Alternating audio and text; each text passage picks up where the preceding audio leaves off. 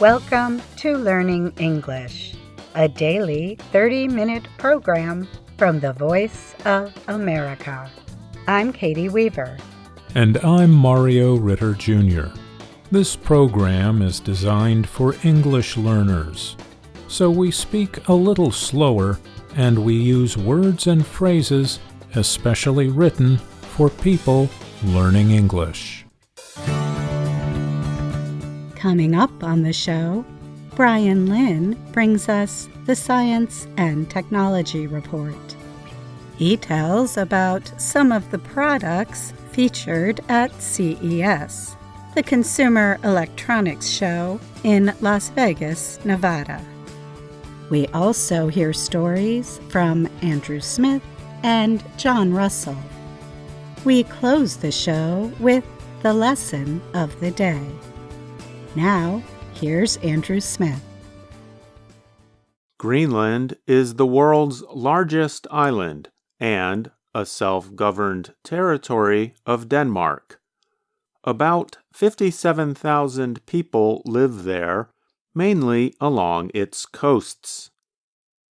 Most of Greenland lies north of the Arctic Circle, under thick sheets of ice. The island plays a large part in the weather experienced by billions of people every day and in climate changes around the planet, experts say. American President-elect Donald Trump is expressing interest in buying Greenland from Denmark. He said something similar during his first term in office as well. The United States has a large military base on the island. Geologists say Greenland has huge amounts of oil and natural gas below the ice, and valuable elements known as rare earth minerals. Rare earth minerals are needed in communication technologies, including phones. Most of these resources are trapped under Greenland's ice. However, warming temperatures in recent years have increased melting on the island. As more ice melts, some of these resources may become easier to reach. Jeff Dabelko is a security and environment professor at Ohio University. He thinks other countries are becoming interested in Greenland because China is currently the supplier of more than half of the world's rare earth minerals. From 1992 to 2020, Greenland lost an average of 169 billion metric tons of ice each year, with losses reaching 444 billion metric tons in 2019. Mark Cerise is director of the National Snow and Ice Data Center in Boulder, Colorado. He told the Associated Press that melting from Greenland will be a central issue through the 21st century. That is because melting ice adds to rising sea levels. Cerise noted that the amount of melting will likely increase in the future. Greenland also serves as the engine for an important ocean current that influences Earth's climate in many ways, including storm activity. The current is called the Atlantic Meridional Overturning Circulation, or AMOC. The current is slowing down because more fresh water from Greenland's melting ice is entering the ocean, Cerise said. A shutdown of the current could lead to long-term freezes in Europe and parts of North America. If this global current system were to slow substantially or even collapse, as we know it has done in the past, normal temperature and precipitation patterns around the globe would change drastically, said climate scientist Jennifer Francis of the Woodwell Climate Research Center, a nonprofit based in the American state of Massachusetts. She added that the changes would have very damaging effects on farming and ecosystems. As more ice melts, Greenland is also changing color from the white of ice to the blue and green of water and land.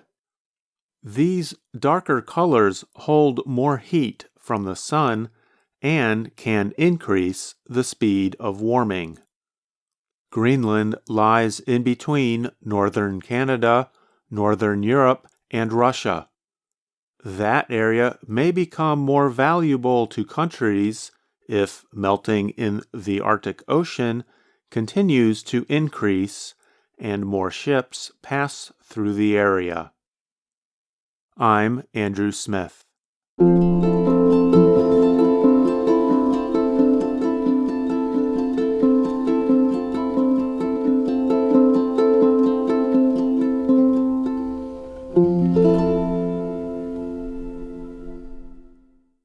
A spacecraft recently sent back some of the best close-up pictures yet of the planet Mercury's North Pole. The European and Japanese robotic explorer went as close as 295 kilometers above Mercury's night side before passing directly over the planet's North Pole. The European Space Agency, ESA, released images that show craters with deep shadows on our solar system's smallest planet. ESA noted that the edges, or rims, of the craters called Prokofiev, Kandinsky, Tolkien, and Gordimer create permanent shadows. As a result, these unlit craters are some of the coldest places in the solar system, even though Mercury is the closest planet to the Sun. Cameras also took images of neighboring volcanic plains, known as Borealis Planitia.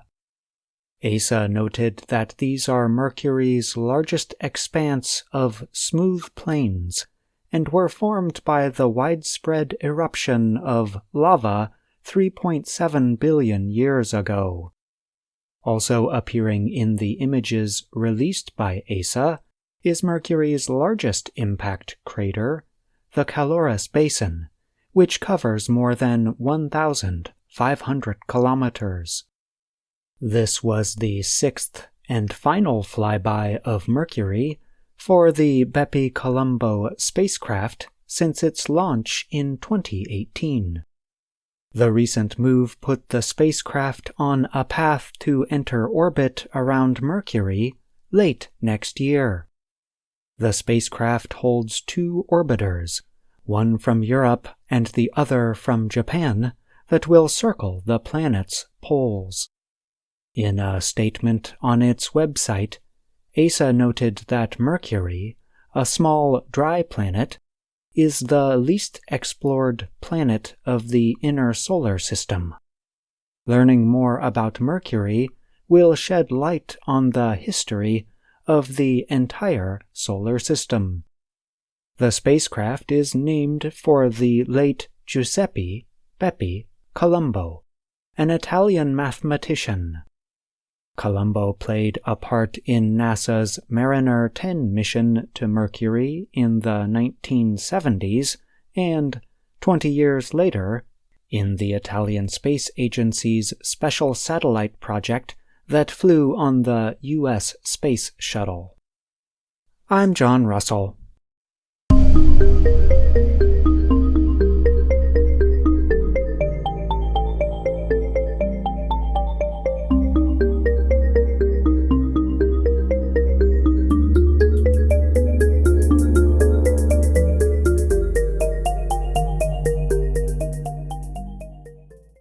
At this year's CES show in Las Vegas, Nevada, crowds from around the world came to see the latest products built with artificial intelligence, AI. CES is produced by the Virginia-based Consumer Technology Association. It presents the latest electronic product offerings or features targeting consumers. More than 138,000 people attended the event, which ended last weekend. More than 4,000 companies presented products at CES 2025. Here is a look at some of the top products shown at this year's 2025 show. CES is historically an event at which large electronics manufacturers introduce their latest and greatest televisions. This year was no different. South Korean TV makers LG and Samsung both announced new smart models with built-in AI tools. Others, including Japan's Panasonic and China's Hisense and TCL, also released TV models with new AI tools. Korean manufacturer LG said its latest models are equipped with AI technologies designed to autonomously improve picture brightness, sharpness, and sound quality. The AI improvements are powered by the company's own A11 processor technology. LG also announced new updates for its Magic Remote device controller, saying new AI tools were added to provide more detailed search and interactive possibilities with users. Samsung introduced a system called Samsung Vision AI for its line of OLED and QLED TV models. The company said the AI tools are meant to turn the TVs into more intelligent, assistive devices and to help simplify and enrich everyday living for its users. One example is a feature that permits users to click on different screen elements to receive immediate information about what they see. The company said another tool makes it possible to activate live language translations on screen. Several companies at CES introduced robotic transport vehicles designed to travel over many kinds of surfaces or terrain. One model was built by Kubota, a Japanese maker of farm and building equipment. The company demonstrated how the KATR four-wheeled robot uses hydraulics to control the vehicle's four legs independently. This design seeks to keep the robot secure and level even when working on hills or in rocky areas. Kubota says the vehicle, which is able to carry loads up to 240 kilograms, is small enough to be transported in most pickup trucks. Chinese developer Unitree Robotics showed off a dog-like robot model called Go2. The robot was designed with a series of cameras, sensors, and AI tools. The company says this permits Go2 to make smooth movements and automatically follow its owner. It is able to carry small loads on its back and can also be used in security operations involving businesses or individuals. Demonstrations at CES showed Go2 doing tricks like standing on two legs, dancing, and giving high fives to visitors. The company produces several other dog-like models, as well as humanoid robots. The latest flying car designs are also a yearly favorite at CES. But this year, Chinese automaker XPeng took its presentation a step further by introducing a combination truck and flying vehicle. The company calls the system a land aircraft carrier. It includes a large transport van with enough space to transport a vertical landing flying vehicle inside. The idea is for users to be able to launch the flying vehicle from anywhere the van can go. The flying car is fully autonomous and can carry 2 people at a time.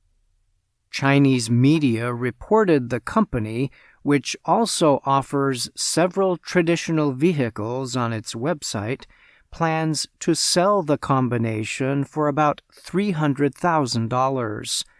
XPeng said it will aim to increase production for all its vehicles in the coming year. California-based Aptera Motors demonstrated a new electronic vehicle model with a built-in charging system. The company explains on its website that the vehicle has solar panels on its surface to capture energy from the sun. When charged this way, Aptera claims the car can travel up to 64 kilometers in a single day without being plugged into a power source. On a full charge, the company says the vehicle can travel up to 640 kilometers. Japanese drink producer Kirin Holdings introduced a new product that aims to strengthen or enhance the taste of salt in food products without increasing the amount of salt. The spoon-shaped device uses electricity to increase saltiness. The company says the tool, which can be taken anywhere, sends a weak electric current through the top of the device to food. French electric sports equipment maker SQ Motors presented an all-terrain electric board that can move on roads and snow. The company calls its invention the Stern Board. It is a 3-wheeled board with an electric motor in the back. First designed to be an electric skateboard, a version was developed to move on snow. The powered boards have reached speeds of more than 60 kilometers per hour in tests. But the snow versions are not designed for speed. They seek to provide users with the ability to go up hills or move long distances over level land. I'm Brian Lynn.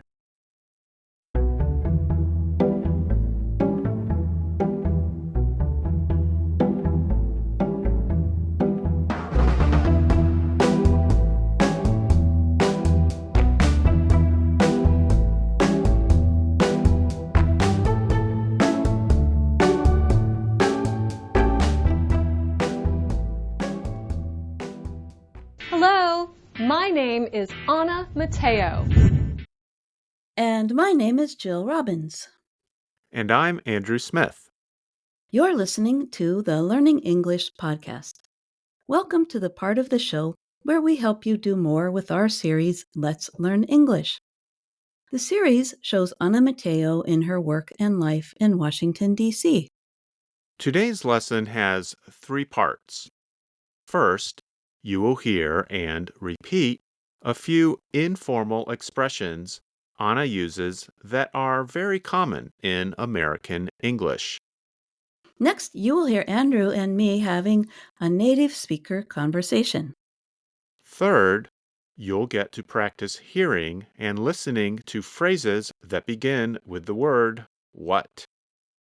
We have a lot to do in today's lesson, so let's get started. Here's Anna in Lesson 19, when she learns that she is going to make a new TV show. I have a new assignment for you. Your skills are perfect for a new show. A children's show. A children's show. That is awesome! When do I start? You start next month. Start thinking of ideas for the show. I have tons of ideas. I can show children what it's like in outer space.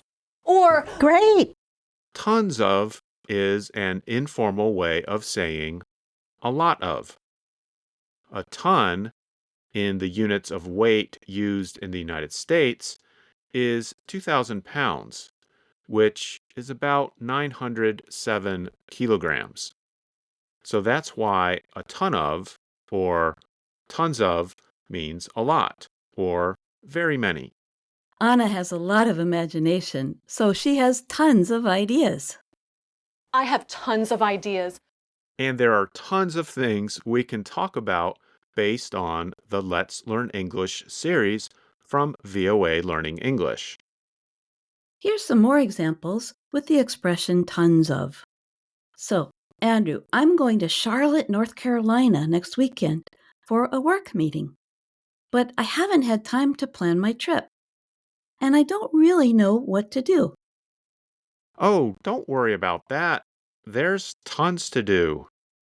There are more than one really good art museums downtown.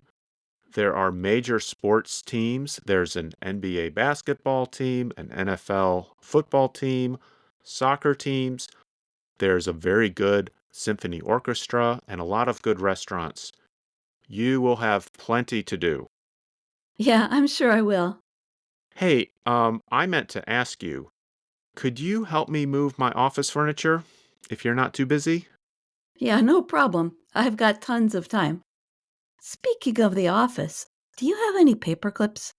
Oh, I've got tons of them. Take all you want. Andrew, pretty soon our listeners will have tons of examples. That's true. I think they probably get the idea. But they should remember that tons of is a little bit informal, and it is used more in speaking than in formal writing. That's true. So, how about teaching another informal expression? Well, how about? Yeah, we can do that. Here's Anna and Jeannie in Lesson 14. Anna needs some clothes to wear, and a genie appears and tries to help. Tonight, I am going to the theater with my friends, but I don't know what clothes to wear.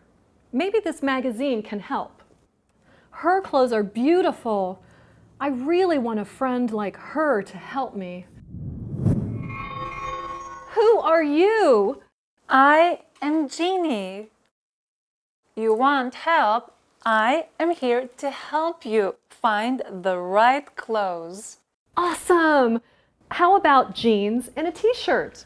No! Jeans and a t-shirt are too casual. How about something more formal? Sure! When Anna says, how about, she means, what if we try this? Awesome! How about jeans and a t-shirt?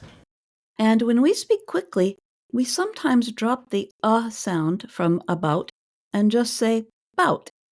So it sounds like this. How about this? Or, how about that? How about we listen to Anna one more time? Can you put on a jacket? Why not? I love the jacket! How about a hat? I think we can find tons of examples of people saying, how about? I'm sure we can. But how about we do something else? There's something Anna says at the end of Lesson 19 that we could talk about for our native speaker conversation. Let's listen. I have tons of ideas. I can show children what it's like in outer space or Great! in the deep, dark ocean. Those are great ideas, Anna. Please go think of more at your desk. Yes. What other things can I show them? Mount Everest. Everyone has different skills. You have skills, I have skills. The important thing is to know what you are good at. Until next time. I think Anna has some useful advice. It is important to know what you're good at. Yeah, for example, last week I realized that I'm good at catering. You know, like setting up food and tables for a party. It's probably something I learned from watching my mother. Let's move on to our third topic for today. Phrases that start with the word what. Grammatically, these are called noun clauses, but you don't have to worry about the name. Just listen to the word order. You hear the word what, then you hear a subject followed by a verb. Here's Anna again in Lesson 19, excited that she's going to have a new TV show. The noun clause is at the end. A children's show. That is awesome! When do I start? You start next month. Start thinking of ideas for the show. I have tons of ideas. I can show children what it's like in outer space. When she says what it's like, you hear the word what plus the subject it plus the verb is, using the contraction form it's. So normally when we ask a question with words such as what or where, the verb comes before the subject, like when we say, what is your name? But if we put the what or where inside a sentence or statement, the subject and verb change places, like this. I want to know what your name is.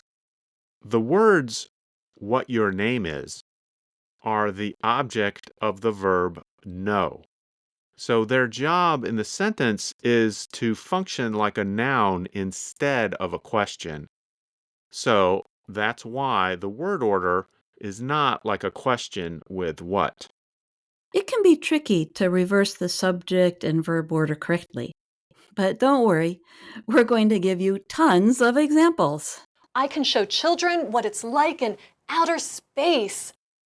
And how about these examples? I can show you what I want.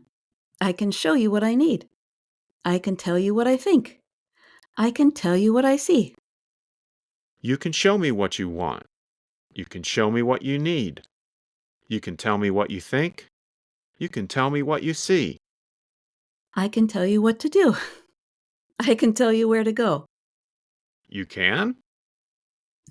Yes, I can. Go ahead. Tell me some more. I can tell you what time it is. I can tell you what the weather is. I can tell you what my cat likes to eat. I can tell you where my cat likes to sleep. I can tell you what it's like to watch the moon and stars at night. I can tell you what I want. I can tell you what I need. But I can't tell you what to do because that's really up to you.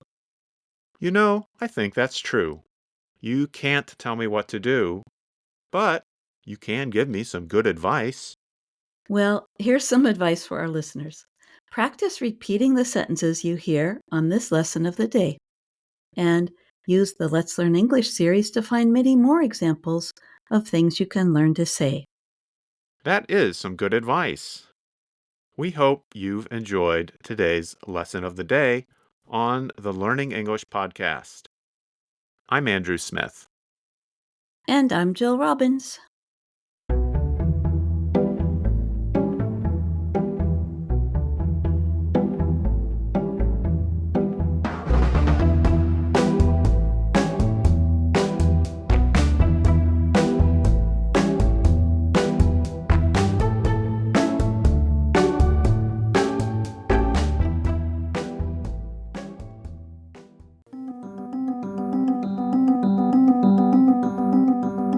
That's our show for today. But join us again tomorrow to keep learning English on the Voice of America. I'm Katie Weaver. And I'm Mario Ritter Jr.